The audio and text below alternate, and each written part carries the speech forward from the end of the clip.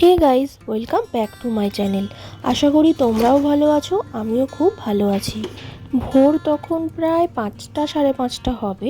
আমি তাই একটু বাইরে বেরিয়ে পড়লাম। ও হ্যাঁ, বলাই তো হয়নি, আমরা ঘুরতে যাচ্ছি।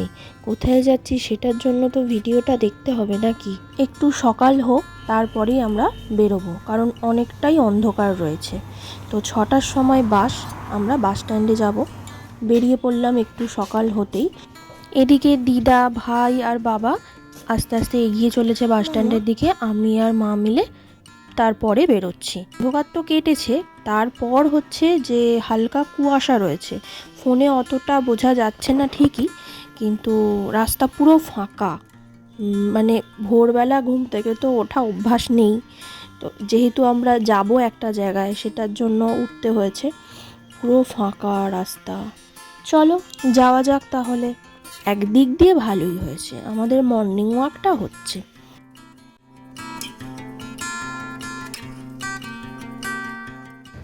এই যে এনাদের দেখা মাত্রই তো সামনে এসে যায়, তাই বাবা বিস্কুট কিনে এনে দিচ্ছে।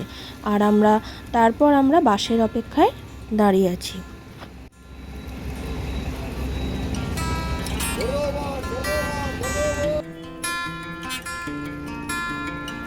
আমরা এখান থেকে যাব আমতা বাসে, তো সেই বাসটার জন্যই ওয়েট করছি।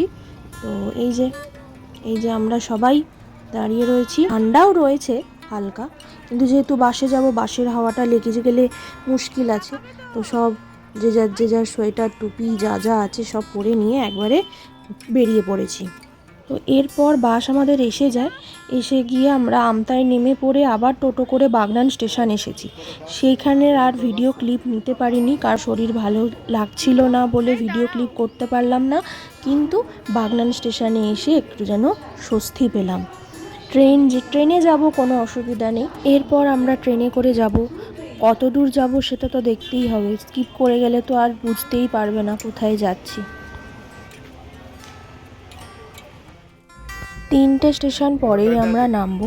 তাই সকাল মানে ভোরবেলায় বেরিয়েছি, টিফিন তো করাই হয়নি। তাই আমরা ট্রেনে বসেই চপ মুড়ি কিনে নিয়ে খেতে খেতে যাচ্ছি।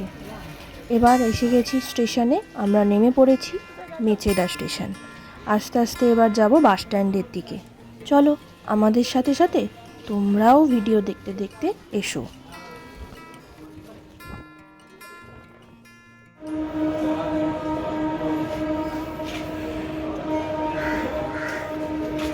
কোথায় গেল?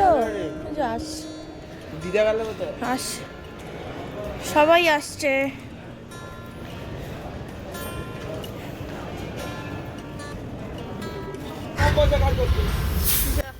বাস স্ট্যান্ড থেকে আমরা বাসে উঠে পড়েছি। এখনও 1.5 ঘন্টা মতো লাগবে। তো যাচ্ছি। আমি জানলার ধারে সিট নিয়ে নিয়েছি, কারণ আমার হাওয়াটা লাগলে তবেই ভালো লাগে, কারণ আমার এমনিতে একটু সমস্যা হবে। তাই বসে পড়েছি আগে জানলার ধারে।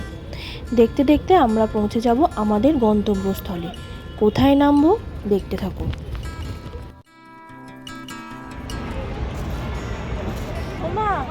এতক্ষণে পৌঁছালাম। কি নাম জানো জায়গাটা? রানী চক। বলো দিদা। এতক্ষণে পৌঁছালাম রানী চক। এখনো রাস্তা শেষ হয়নি, আরো বাকি, এখনো টোটো আছে। তারপরে শেষ পর্যন্ত টোটো পেয়েছি।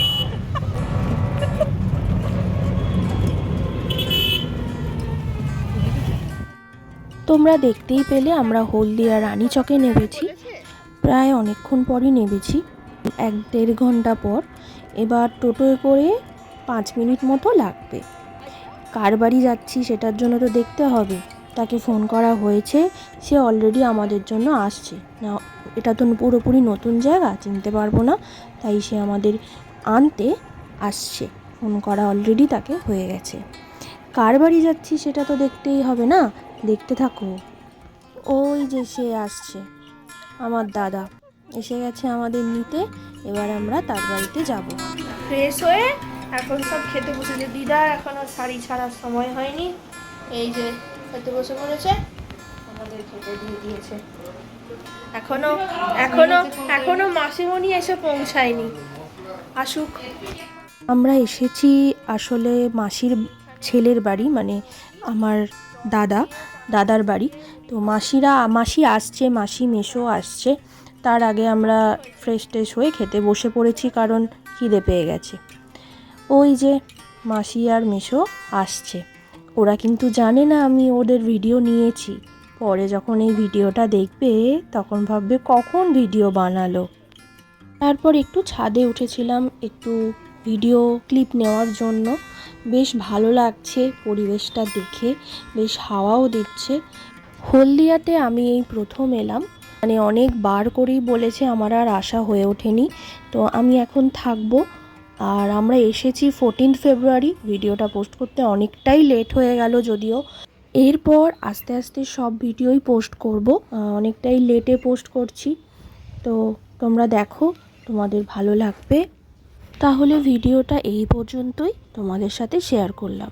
ভিডিওটা কেমন লাগলো অবশ্যই কিন্তু জানিও। আর ভালো লাগলে লাইক করে দিও, কমেন্ট করে দিও, শেয়ার করে দিও। আবারও দেখা হবে। আজকের মতো টাটা।